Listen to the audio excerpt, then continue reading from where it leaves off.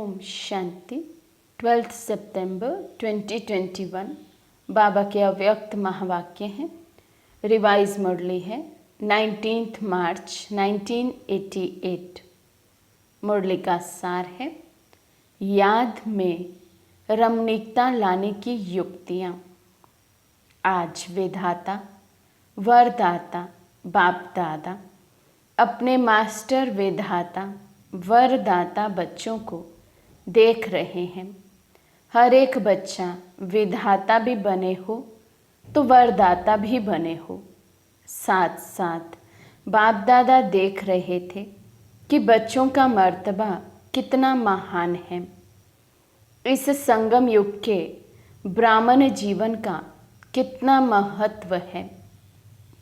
विधाता वरदाता के साथ विधि विधाता भी आप ब्राह्मण हो। आपकी हर विधि सतयुग में कैसे परिवर्तित होती है वे पहले सुनाया है। पिछले संडे की मुरली में बाबा ने सब कुछ सुनाया था कि यहाँ जैसा कर्म हम करते हैं वो वहाँ कैसा विधान बन जाता है। तो बाबा उसी की याद दिला रहे हैं कि पहले सुनाया है कि कैसे हर विधि यहाँ की सतयुग में परिवर्तन हो जाती है। बाबा कहते इस समय के हर कर्म की विधि भविष्य में चलती ही है, लेकिन द्वापर के बाद भी भक्ति मार्ग में इस समय के श्रेष्ठ कर्मों की विधि भक्ति मार्ग की विधि बन जाती है। तो पूज्य रूप में भी इस समय की विधि जीवन के श्रेष्ठ विधान के रूप में चलती है और पुजारी मार्ग अर्थात भक्ति मार्ग में भी आपकी हर विधि नीति व रीति में चलती आती है। तो विधाता वरदाता और विधि विधाता भी हो। तो जैसे कर्म हम इस समय करते हैं, जिस विधि से हम इस समय चलते हैं, वो विधान के रूप में बाबा कहते हैं ना केवल सतयुग में बल्कि भक्ति मार्ग में भी अर्थात द्वापर युग में भी चलती। दूसरे शब्दों में कहें कि अभी बीज पड़ता है पूरे कल्प के विधान का। बाबा कहते आपके मूल सिद्धांत सिद्धि प्राप्त होने के साधन बन जाते हैं।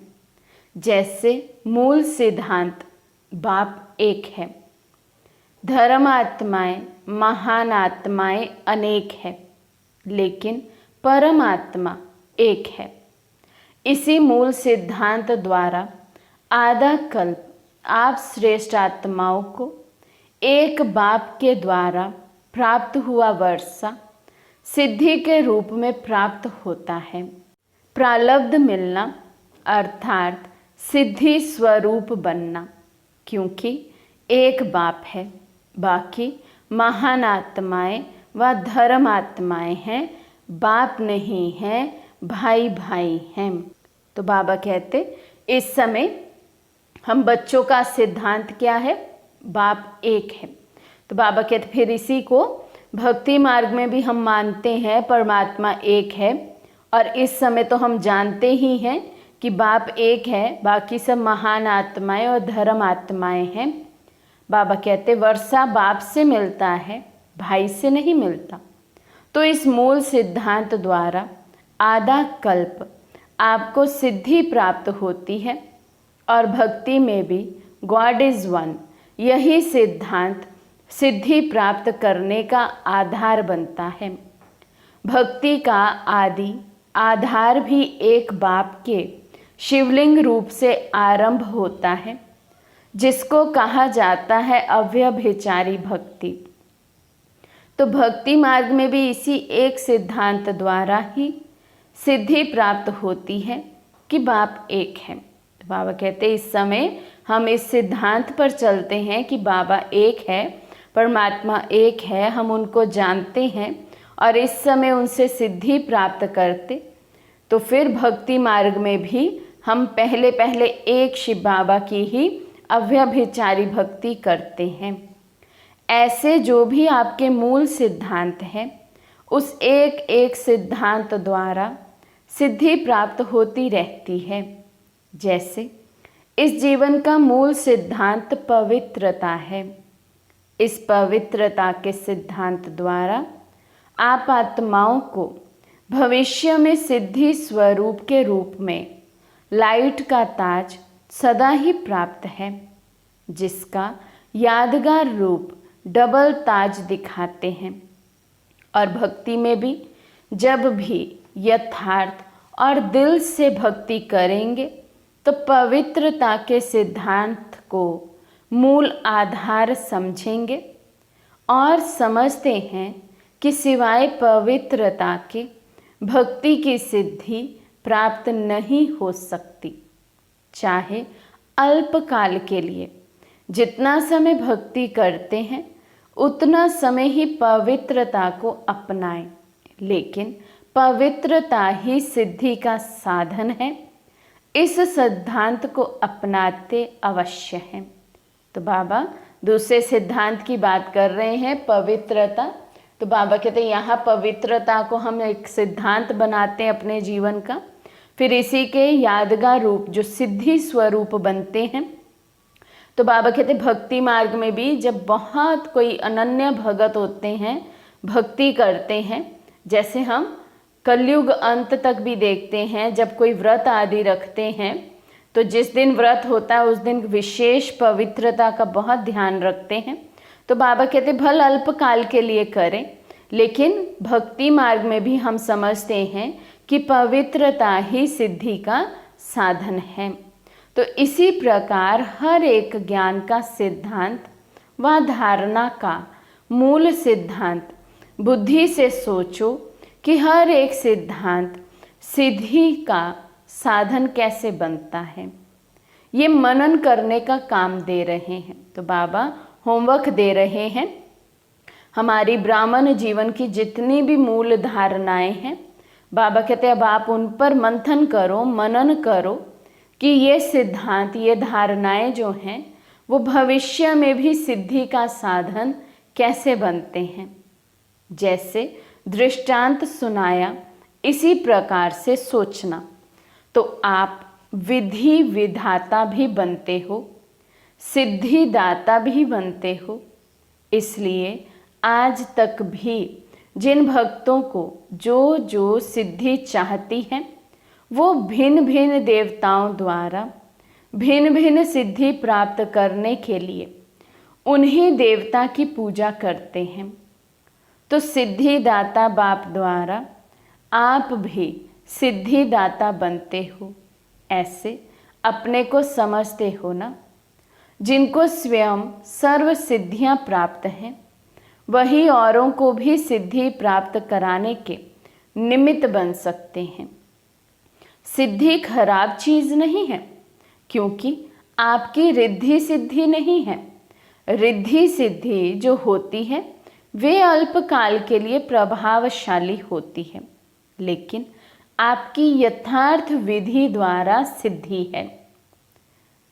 ईश्वरीय विधि द्वारा जो सिद्धि प्राप्त होती है वे सिद्धि भी ईश्वरीय सिद्धि है।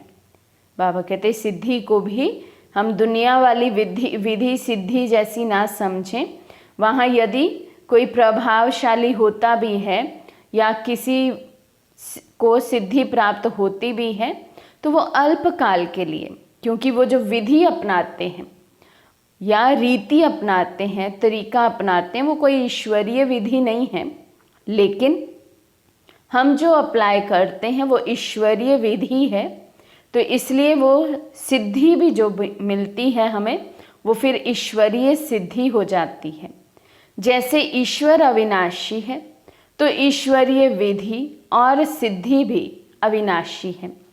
रिद्धि सिद्धि दिखाने वाले स्वयं भी अल्पज्ञ आत्मा हैं, उन्हों की सिद्धि भी अल्पकाल की है। लेकिन आपकी सिद्धि सिद्धांत की विधि द्वारा सिद्धि है, इसलिए आधा कल्प स्वयं सिद्धि स्वरूप बनते हो और आधा कल्प आपके सिद्धांत द्वारा भगत आत्माएं यथाशक्ति तथा फल की प्राप्ति व सिद्धि की प्राप्ति करते आते हैं, क्योंकि भक्ति की शक्ति भी समय प्रमाण कम होती जाती है। सतो प्रधान भक्ति की शक्ति भगत आत्माओं को सिद्धि की अनुभूति आजकल के भक्तों से ज़्यादा कराती है। तो बाबा कहते समय प्रमाण, जैसे जैसे आत्माओं में गिरावट आती है, उनमें शक्ति कम होती जाती, भक्ति में भावना कम होती जाती है, तो फिर उनको प्राप्ति भी कम होती जाती, तो यथाशक्ति तथा फल की प्राप्ति होती है। सतो प्रधान भक्ति की शक्ति भगत आत्माओं को सिद्धि की अनुभूति आजकल के भक्तों से ज़्यादा कराती है। इस समय की भक्ति तमो प्रधान भक्ति होने के कारण ना यथार्थ सिद्धांत रहा है, ना सिद्धि रही। यथार्थ सिद्धांत नहीं रहा, एक को परमात्मा नहीं मानते बल्कि परमात्मा को सर्वव्यापी कह दिया है। तो बाबा कहते जब सिद्धांत ही नहीं रहा तो फिर सिद्धि भी प्राप्त भक्ति मार्ग में नहीं होती है। तो इतना नशा रहता है कि हम कौन हैं। बाबा ने बड़े बड़े टाइटल आज हमें हमारे याद दिलाए, बड़े बड़े कर्तव्य याद दिलाए हैं। तो बाबा अब पूछ रहे हैं क्या हमें इतना नशा रहता है कि हम विधि विधाता हैं, सिद्धि दाता हैं, वर दाता हैं। तो बाबा कहते क्या ये नशा रहता है कि हम कौन हैं। सदा इस श्रेष्ठ स्वमान के स्थिति की सीट पर सेट रहते हो। कितनी ऊंची सीट है। जब इस स्थिति की सीट पर सेट रहते हो तो बार बार अपसेट नहीं होंगे। बाबा कहते जब ऐसी स्थिति के सीट पर स्थिर रहेंगे तो अस्थिरता, अपसेट होना खत्म हो जाएगा। बाबा कहते ये पोजीशन है ना, कितना बड़ा पोजीशन है, विधि विधान सिद्धिदाता। तो जब इस पोजीशन में स्थित होंगे तो माया ऑपोजिशन नहीं करेगी, सदा ही सेफ रहेंगे। अपसेट होने का कारण ही ये है कि अपनी श्रेष्ठ स्थिति की सीट से साधारण स्थिति में आ जाते हो। तो बाबा कहते स्थिति कब ऊपर नीचे होती है, जब हम अपनी स्टेज से नीचे आ जाते, अपनी स्थिति से नीचे आ जाते, इतने नशे में नहीं रहते, हमें हमारे टाइटल याद नहीं रहते हैं।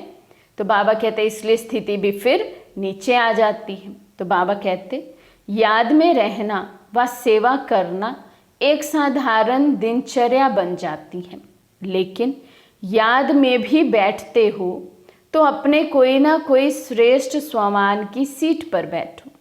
तो बाबा अब याद की विधियां बता रहे हैं, कैसे हम याद को रमणीकता में लाएं, कैसे इसमें हम चेंजेस लाएं, कैसे नवीनता लाएं जो हमें योग करना भी इंटरेस्टेड लगे। तो बाबा कहते हैं कि साधारण रीति यदि हम याद करते हैं, सेवा करते हैं, वो तो साधारण दिनचर्या हुई। लेकिन अब आज विधि बाबा कौन सी बता रहे हैं कि जब भी हम योग में बैठें या याद करने बैठें बाबा को, तो अपना कोई ना कोई हम श्रेष्ठ स्वमान लें, उस सीट पर सेट हो जाएं। सिर्फ ऐसे ही नहीं कि याद के स्थान पर चाहे योग के कमरे में, चाहे बाबा के कमरे में बेड से उठकर बैठ गए व सारे दिन में जाकर बैठ गए, लेकिन जैसे शरीर को योग्य स्थान देते हो वैसे पहले बुद्धि को स्थिति का स्थान दो। बाबा कहते जैसे शरीर के लिए हम योग्य स्थान ढूंढते हैं, जब भी हमें योग करना है बैठकर, तो ऐसा स्थान ढूंढेंगे जहाँ वायुमंडल भी थोड़ा पावरफुल हो, पॉजिटिव हो, जहाँ हमें कोई अधिक आवाज़ ना हो, शांति का वातावरण हो। तो बाबा कहते भिन्न भिन्न चीज़ें, भिन्न भिन्न साधन आप इकट्ठे करते हैं, शरीर को स्थिर करते हैं। उसी तरह बाबा कहते बुद्धि को भी पहले स्थिति के स्थान पर सेट करें। पहले ये चेक करो कि बुद्धि को स्थान ठीक दिया है, तो ईश्वरीय नशा सीट से स्वतः ही आता है। बाबा कहते जितनी ऊंची सीट होगी जितनी ऊंची, नशे की स्थिति में रहेंगे उतना ही याद भी ऊंचे कैटेगरी की होगी। आजकल भी कुर्सी का नशा कहते हैं ना। आपका तो श्रेष्ठ स्थिति का आसन है। कभी मास्टर बीज रूप की स्थिति के आसन पर सीट पर सेट हो, कभी अव्यक्त फरिश्ते की सीट पर सेट हो, कभी विश्व कल्याणकारी स्थिति की सीट पर सेट हो। ऐसे हर रोज भिन्न भिन्न स्थिति के आसन पर व सीट पर सेट होकर बैठो। अगर किसी को भी सीट सेट नहीं होती है तो हलचल करते हैं ना, कभी ऐसा करेंगे कभी वैसा करेंगे, तो ये बुद्धि भी हलचल में तब आती है जब सीट पर सेट नहीं होती। बाबा कहते किसी को आप सीट दो लेकिन वो सीट उसको सेट नहीं हो तो हिलजुल रहेगी, हलचल रहेगी। उसी रीति बाबा कहते आप योग करने तो बैठ गए, लेकिन सबसे पहले जैसे हम शरीर को स्थिर करते हैं, शरीर के लिए बढ़िया सा आसन ढूंढते हैं, बढ़िया सी seat, comfortable position, comfortable seat ढूंढते हैं योग करने के लिए, उसी रीति बाबा कहते बुद्धि को भी एक सीट पर सेट कर दें, नहीं तो ये भी हलचल में आती रहेगी। जानते तो सब हैं कि हम ये हैं। अगर अभी ये पूछें कि आप कौन हैं तो लंबी लिस्ट अच्छी निकल आएगी। बाबा कहते टाइटल्स सब बच्चों को याद हैं। क्या क्या टाइटल्स बाबा ने हम बच्चों को दिए हैं। बाबा कहते यदि तुम बच्चों से भी पूछे तो आप बच्चे भी लंबी लिस्ट निकाल दोगे, लेकिन हर समय जो जानते हो वे अपने को मानो। बाबा कहते जानने और मानने में बहुत अंतर है। तो जो हम जानते हैं अपने स्वमान, जो बाबा ने हमें भिन्न भिन्न समय पर भिन्न भिन्न स्वमान दिए हैं, बाबा कहते अब उनको मानो कि मैं ये हूँ। जैसे हम कहते हैं हम विश्व कल्याणकारी हैं, तो बाबा कहते फिर मानो भी इसको कि मैं विश्व कल्याणकारी हूँ। तो मेरे से कोई भी किसी के भी प्रति अकल्याण का कार्य हो नहीं सकेगा। तो इसलिए बाबा कहते सिर्फ जानो नहीं मानो, क्योंकि जानने से सूक्ष्म में खुशी तो रहती है, हाँ मैं ये हूँ, लेकिन मानने से शक्ति आती है और मानकर चलने से नशा रहता है। तो बाबा अंतर बता रहे हैं। बाबा कहते सिर्फ जब जानते हैं तो सूक्ष्म में खुशी रहेगी, हाँ मैं ये हूँ। जैसे हम कहते हैं हाँ मैं बाबा का बच्चा हूँ, लेकिन जब हम इसको टोटली मान लें, स्वीकार कर लें और हमें ये कभी भूले नहीं कि हम भगवान के बच्चे बने, हमें भगवान ने अडॉप्ट किया है, हमारे कर्तव्य इतने ऊंचे हैं, हमारी पोजीशन इतनी ऊंची है, तो बाबा कहते फिर उसमें शक्ति आएगी। उस शक्ति के बल से फिर बाबा कहते नशा भी रहेगा। जैसे कोई भी पोजीशन वाले जब सीट पर सेट होते हैं तो खुशी होगी, लेकिन शक्ति नहीं होगी। तो जानते हो लेकिन मानकर चलो और बार बार अपने से पूछो, चेक करो कि सीट पर सेट हूँ या साधारण स्थिति में नीचे आ गया। जो औरों को सिद्धि देने वाले हैं वे स्वयं हर संकल्प में, हर कर्म में सिद्धि स्वरूप अवश्य होंगे, दाता होंगे। सिद्धि दाता कभी ये सोच भी नहीं सकते कि जितना पुरुषार्थ करते हैं व मेहनत करते हैं इतनी सिद्धि दिखाई नहीं देती है, वह जितना याद में अभ्यास करते हैं उतनी सिद्धि नहीं अनुभव होती है। इससे सिद्ध है कि सीट पर सेट होने की विधि यथार्थ नहीं है। बाबा कहते यदि हम अपने ही पुरुषार्थ से संतुष्ट नहीं हैं और अपनी चेकिंग करने पर हमें ये पता लगता है कि जितना होना चाहिए उतना नहीं है, या जितना हम करते हैं अपनी तरफ से उतनी प्राप्ति नहीं हो रही है, तो बाबा कहते ज़रूर सीट पर सेट होने में कमी है। सिद्धांत अपना नहीं रहे हैं पूरी रीति, तो सिद्धि भी पूरी नहीं मिल रही है। बाबा कहते रमणीक ज्ञान है, रमणीक अनुभव स्वतः ही सुस्ती को भगा देता है। ये तो कई कहते ना, वैसे नींद नहीं आएगी लेकिन योग में नींद अवश्य आएगी। बाबा पूछते ये क्यों होता है? हाँ, बहुत से ब्राह्मण बच्चे ऐसा कहते हैं ना, वैसे हमें नींद नहीं आती, लेकिन जैसे ही हम योग करने बैठेंगे, बाबा को याद करने बैठेंगे, मन एकदम शांत हो जाता है और हमें नींद आ जाती है। कईयों को तो ऐसी आती है कि पता ही नहीं चलता कि हम सोए थे, इतनी गहरी। तो बाबा पूछते ऐसा क्यों होता है?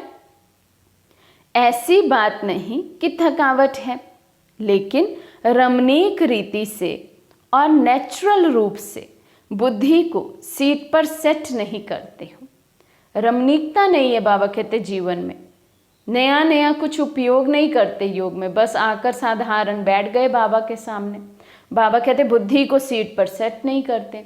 और योग नेचुरल नहीं है, मेहनत लगती है योग लगाने में, बार बार के संकल्प आएंगे, फिर खींचेंगे मन को, फिर बाबा में लगाएंगे, तो मेहनत लगती है। तो इसलिए बाबा कहते फिर थक कर सो जाते हैं।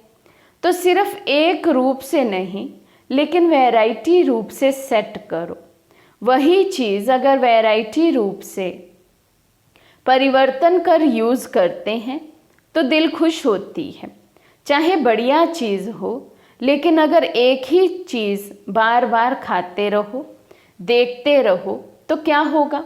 बाबा कहते भले बढ़िया चीज़ है, अब माने कोई खाने में डिश हमारी फेवरेट है, बहुत फेवरेट है, लेकिन यदि हम उसको रोज़ रोज़ उसी रीति से बनाकर खाएं तो खा खा कर भी मन भर जाएगा, फिर वो फेवरेट चीज़ भी फेवरेट नहीं रहती।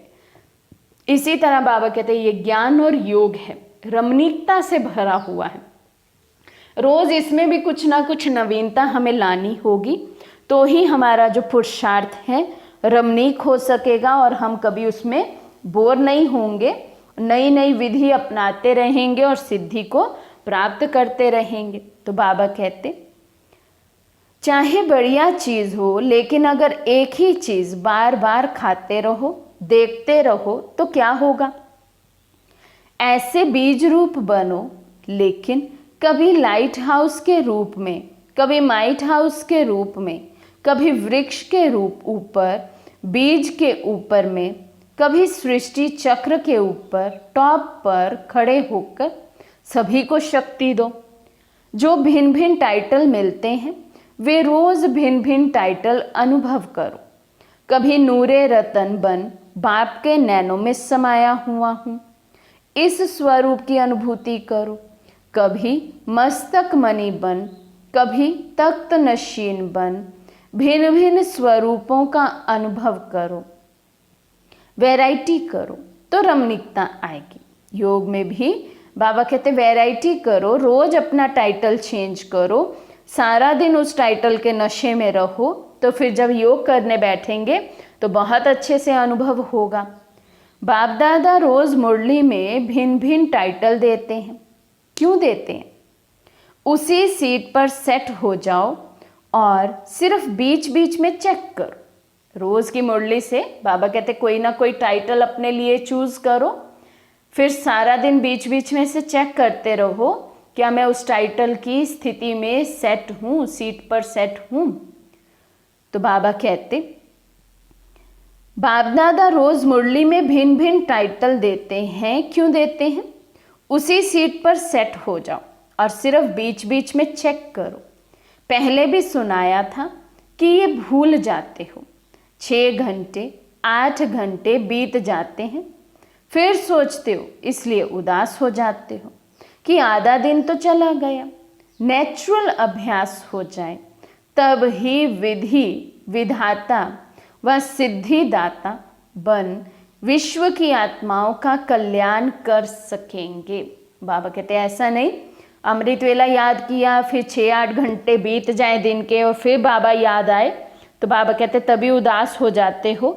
नेचुरल अभ्यास हो जाना चाहिए हर समय बाबा की याद में रहने का। बाबा कहते तभी हम विधि विधाता सिद्धिदाता बनकर विश्व की आत्माओं का कल्याण कर सकेंगे। आज मधुबन वालों का दिन है। डबल विदेशी अपने समय का चांस दे रहे हैं। क्योंकि मधुबन निवासियों को देखकर खुश होते हैं। मधुबन वाले कहते हैं महिमा नहीं करो, महिमा बहुत सुनी है। महिमा सुनते ही महान बन रहे हैं, क्योंकि ये महिमा ही ढाल बन जाती है। जैसे युद्ध में सेफ्टी का साधन ढाल होती है ना, तो ये महिमा भी स्मृति दिलाती है कि हम कितने महान हैं। मधुबन सिर्फ मधुबन नहीं है, लेकिन मधुबन है विश्व की स्टेज। मधुबन में रहना अर्थात विश्व की स्टेज पर रहना। तो जो स्टेज पर रहता है वे कितना अटेंशन से रहता है। साधारण रीति से कोई किसी भी स्थान पर रहता है तो इतना अटेंशन नहीं रहता, लेकिन जब स्टेज पर आएगा तो हर समय हर कर्म पर इतना ही अटेंशन होगा। तो मधुबन विश्व की स्टेज है, चारों ओर की नज़र मधुबन के ऊपर ही है। वैसे भी सबका अटेंशन स्टेज की तरफ जाता है ना, तो मधुबन निवासी सदा विश्व की स्टेज पर स्थित हैं। साथ साथ मधुबन एक विचित्र गुंबज है, और गुंबज जो होते हैं उसका आवाज़ अपने तक आता है। लेकिन मधुबन ऐसा विचित्र गुंबज है जो मधुबन का ज़रा सा आवाज़ विश्व तक चला जाता है। जैसे आजकल के पुराने ज़माने के कई ऐसे स्थान निशानी मात्र हैं जो एक दीवार को अगर ऐसे हाथ लगाएंगे व आवाज़ करेंगे तो 10 दीवारों में वे आवाज़ आएगा और ऐसे ही सुनाई देगा जैसे इस दीवार को कोई हिला रहा है या आवाज़ कर रहा है। तो मधुबन ऐसा विचित्र गुंबज है जो मधुबन का आवाज़ सिर्फ मधुबन तक नहीं रहता, लेकिन चारों ओर फैल जाता है। ऐसे फैलता है जो मधुबन में रहने वालों को पता भी नहीं होगा। लेकिन विचित्रता है ना, इसलिए बाहर पहुंच जाता है। इसलिए ऐसे नहीं समझो कि यहाँ देखा या यहाँ बोला, लेकिन विश्व तक आवाज़ हवा की रफ्तार से पहुंच जाता है, क्योंकि सबकी नज़रों में है। बुद्धि में सदा मधुबन और मधुबन का बाप दादा ही रहता है। तो जब मधुबन का बाप नज़रों में रहता है तो मधुबन भी आएगा ना। मधुबन का बाबा है तो मधुबन तो आएगा ना। और मधुबन में सिर्फ बाबा तो नहीं है, बच्चे भी हैं। तो मधुबन वासी स्वतः ही सबकी नज़रों में आ जाते हैं। कोई भी ब्राह्मणों से पूछे, चाहे कितना भी दूर रहता हो, लेकिन क्या याद रहता है? मधुबन और मधुबन का बाबा। तो इतना महत्व है मधुबन निवासियों का, समझा? अच्छा, चारों ओर के सर्व सेवा के उमंग उत्साह में रहने वाले, सदा एक बाप के स्नेह में समाये हुए, सदा हर कर्म में श्रेष्ठ विधि द्वारा सिद्धि को अनुभव करने वाले, सदा स्वयं को विश्व के कल्याणकारी अनुभव कर हर संकल्प से, बोल से श्रेष्ठ कल्याण की भावना और श्रेष्ठ कामना से सेवा में बिजी रहने वाले, ऐसे बाप समान सदा अथक सेवाधारी बच्चों को बाप दादा का याद प्यार और नमस्ते। हम रूहानी बच्चों की रूहानी बाप दादा को दिल व जान शिकवा प्रेम से नमस्ते नमस्ते नमस्ते जी। पर्सनल मुलाकात। फर्स्ट पॉइंट, स्वयं को कर्म योगी श्रेष्ठ आत्मा अनुभव करते हो। कर्मयोगी आत्मा सदा कर्म का प्रत्यक्ष फल स्वतः ही अनुभव करती है। प्रत्यक्ष फल खुशी और शक्ति। प्रत्यक्ष फल क्या है?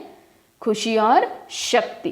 कर्मयोगी जो होंगे, श्रेष्ठ आत्माएं होंगी, श्रेष्ठ सीट पर सेट होंगी।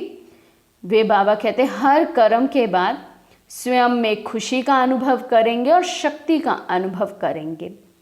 तो कर्म योगी आत्मा अर्थात प्रत्यक्ष फल, खुशी और शक्ति अनुभव करने वाली बाप सदा बच्चों को प्रत्यक्ष फल प्राप्त कराने वाले हैं। अभी अभी कर्म किया, कर्म करते खुशी और शक्ति का अनुभव किया, तो ऐसी कर्म योगी आत्मा हूँ। इसी स्मृति से आगे बढ़ते रहो। बाबा कहते जो आत्मा कर्म योगी आत्मा होगी, माना कर्म करते हुए भी बाबा की याद में रहते होगे, तो बाबा कहते कितना भी कर्म करें, कितना भी कर्मना में आए, कर्म इंद्रियों को यूज करें, लेकिन सदा खुशी और शक्ति का अनुभव स्वयं में करते रहेंगे। सेकंड पॉइंट, बेहद की सेवा करने से बेहद की खुशी का स्वतः ही अनुभव होता है ना। बेहद का बाप बेहद का अधिकारी बनाते हैं। बेहद सेवा का फल, बेहद का राज्य भाग्य स्वतः ही प्राप्त होता है।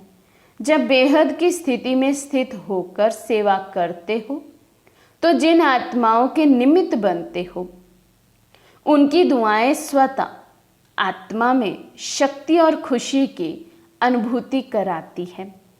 एक स्थान पर बैठे भी बेहद सेवा का फल मिल रहा है। इस बेहद के नशे से बेहद का खाता जमा करते आगे बढ़ते चलो। आज का वरदान है, सेकंड में देह रूपी चोले से न्यारा बन कर्म भोग पर विजय प्राप्त करने वाले सर्वशक्ति संपन्न भव। सेकंड में देह रूपी चोले से न्यारा बन कर्म भोग पर विजय प्राप्त करने वाले सर्वशक्ति संपन्न भव।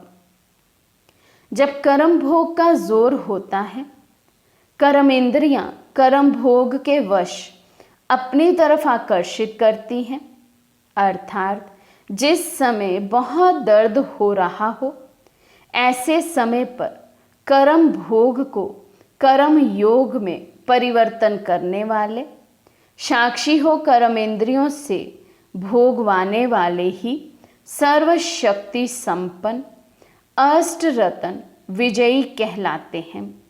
इसके लिए बहुत समय का देह रूपी चोले से न्यारा बनने का अभ्यास हो। ये वस्त्र दुनिया की व माया की आकर्षण में टाइट अर्थात खींचा हुआ ना हो, तब सहज उतरेगा। बाबा कहते कर्म भोग कोई आए, कहीं देह में कष्ट हो, दर्द हो, उस समय यदि योग लगा हो, कर्म भोग को कर्म योग के रूप में हम चुक्तू करें, तो बाबा कहते अष्ट रतन विजयी माला में हम बच्चे पिरो सकते हैं। लेकिन इसके लिए बाबा ने विधि बताई, बहुत समय का अभ्यास चाहिए। इस देह से न्यारेपन का, देह में कोई अटैचमेंट ना हो, खिंचाव ना हो, तब बाबा कहते वो स्थिति बन सकती है कि कर्म भोग को हम कर्म योग में परिवर्तन कर साक्षी हो उस कर्म भोग को देखते रहें। स्लोगन, सर्व का मान प्राप्त करने के लिए निर्माण चित्त बनो। निर्माणता महानता की निशानी है। सर्व का मान प्राप्त करने के लिए निर्माण चित्त बनो। निर्माणता महानता की निशानी है। अच्छा, ओम शांति।